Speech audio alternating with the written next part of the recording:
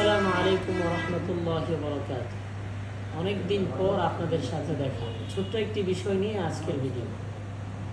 আমাদের বাংলাদেশের সময় অনুযায়ী বা বাংলাদেশের হিসাব অনুযায়ী আগামীকাল ফজরের পর থেকে অর্থাৎ 6 জুন ফজরের পর থেকে 10 জুন আসরের নামাজের পর পর্যন্ত আমাদের একটি বিশেষ আমল রয়েছে।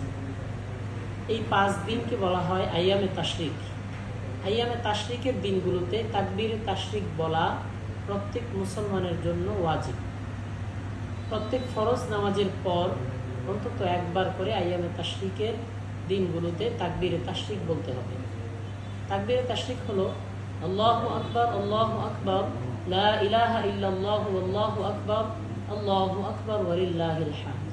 আমি আবার বলছি, আল্লাহু আকবার, আল্লাহু আকবার, লা ইলাহা ইল্লাল্লাহু, আল্লাহু আকবার, আল্লাহু আকবার ওয়া লিল্লাহিল হামদ। নারীরা অবশ্যই নিচু স্বরে পড়বেন আর পুরুষরা উচ্চ স্বরে পড়বেন। নামাজের পর অন্য কোনো কথা বা অন্য কোনো কাজ করার আগে অবশ্যই তাকবীরে তাশরিক পড়ে নেবেন।